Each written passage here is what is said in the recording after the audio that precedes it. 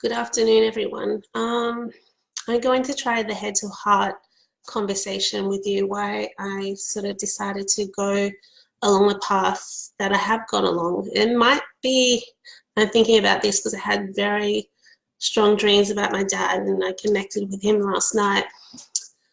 But what I went into thinking was the magic we had when we were young and how when we were young children, we could believe what we wanted to believe and were supported by believing what we wanted to believe. And I was really encouraged when I was very young to be very spiritual and be connected with the earth and be connected to everything.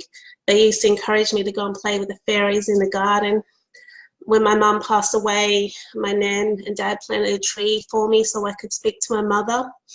And my mother was also an artist too, so I'm not surprised that art became a big part of my life, because I think maybe when I was a little girl, I really connected with her through my art. I find a lot of connections through my art, and I think that's why I continue to be an artist since I've been 5 years old. So I really went in thinking about when we're all young, how our parents really encouraged us to think what we wanted to think and feel how we wanted to feel and grow how we wanted to grow.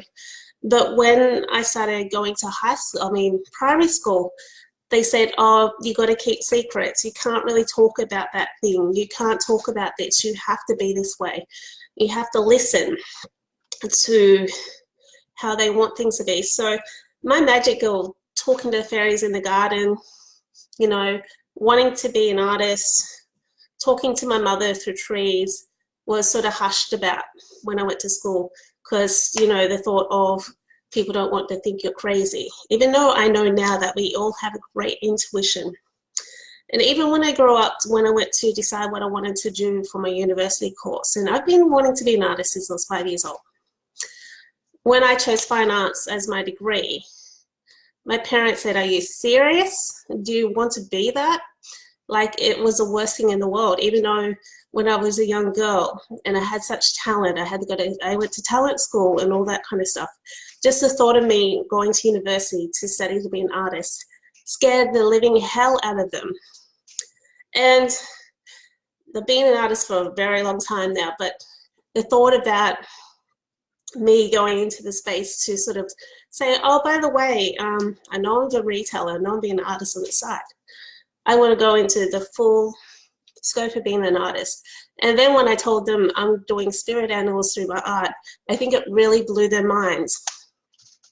So I think we all have this journey with the people surrounding us of when we were younger, we were, I guess, very encouraged, but just the fear comes into us with the people surrounding us, and how as the older you get, the more the magic diminishes and diminishes and diminishes until they want you to be a part of the norm, I guess. And it's really hard for a person who is very different, who has ideas outside the box.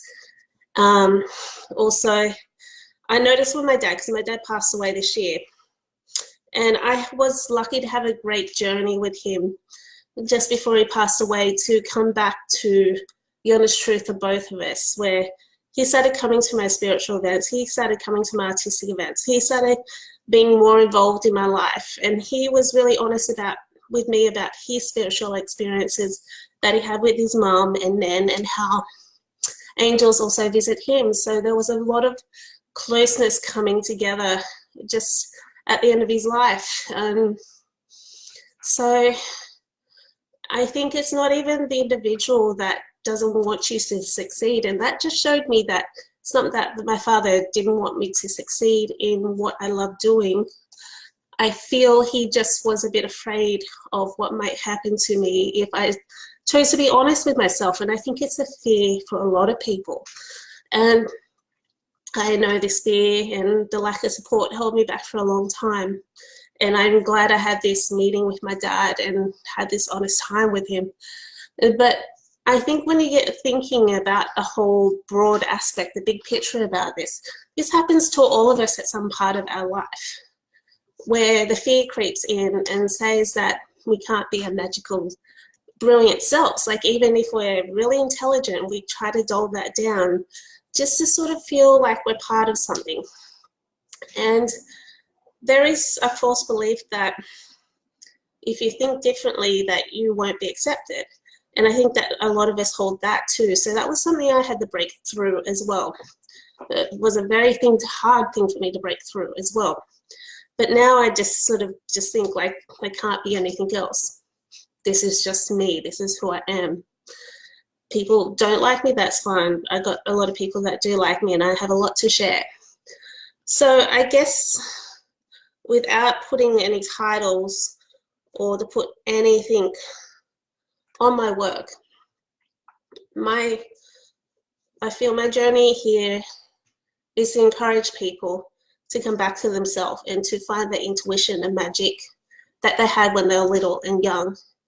I think psychic people, or people who do the work that I do, have just found a way to remember who they really were.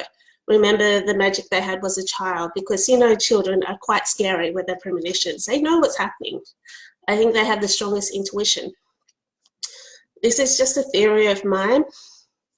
I think people are dulled down by too much information. I think information is great, but I think an overload of information coming from other sources dulls us down because it's not allowing us a chance to express ourselves. I think it needs to be a two-way system. And I think I love school because sometimes people find their way through school, but sometimes I think if schooling or classing is not done appropriately, that there will be an information overload and not a chance for children to express themselves, for people to express themselves. And like everything, there's a giving and receiving. And I think now, because there is I guess, a reason for people to open to receiving, or there is a big push for people to open to receive these days, that things are shifting, and people are open to give. And there's a lot of room for self-expression through technology at the moment. And I think that's why there is a lot more happening in the world with connectiveness and that. Because I think, I don't know, this could be just by my experience growing up. There was only one way of learning, and you had to learn that way. And sometimes I've loved English, but never been top at English. Never loved maths, loved science, which is kind of ironic I went the way I did. But it was more, when I grew up, the more information pushed on you. But I know in schooling today, there's a lot of encouragement of people to absorb the information, think about it and express it. And I love that about that. And I think that's why I love going to university, because in my schooling life, you're just fed information, sat down, tests, sat down, tests, sat down, tests. There's little room for self-expression. But when I went to university, and just the fact that I could express myself the way I want to express myself and still do well, really shifted me. And I think that sort of made me think about my path as well of self-expression, because I've always been a self-expressive sort of person. So I think coming together without even giving myself titles or reasons to do what I do is really, I want people to remember the time when they had their own magic and own that and be responsible for that. Hi, Casey. I know, I don't think I'm the only one that lost their magic from childhood either. And hi, Wendy, too. I think it's a big thing, and I think it's happening to a lot of teenagers as well. I don't like the expression wallflowers for them. I just think they don't have the guidance they need to come back to self, because my age group, we grew up with books. Technology came later in life where we were able to, I guess our minds and our brains were able to absorb new technology. I think young kids are just thrown into this world with so much technology and so much choices. And there are a lot of ways, a lot of information coming at them. And I can understand why they're so confused, because they've got so many ways of doing things. And I guess that somewhere someone needs to give them guidance as well. So I think about the children coming into their own lives and coming into adulthood and thinking they need guidance as well. And then I come in and meet adults that were lost like me and think we need guidance. We need to come back to our own intuition, our own magic, and our own brilliance, I guess. And as I said, I call myself a psychic medium, but I really believe that everyone has an intuition and everyone can work on the intuition and strengthen the intuition. And that's part of me and my spirit animals, is teaching people how to strengthen their intuitions, teaching people how to come back to the magic, and teaching the people to actually start feeling for themselves, not just thinking for themselves, but feeling for themselves and feeling what's right for them and what works for them. And use all that information to make the right empowered choices for them.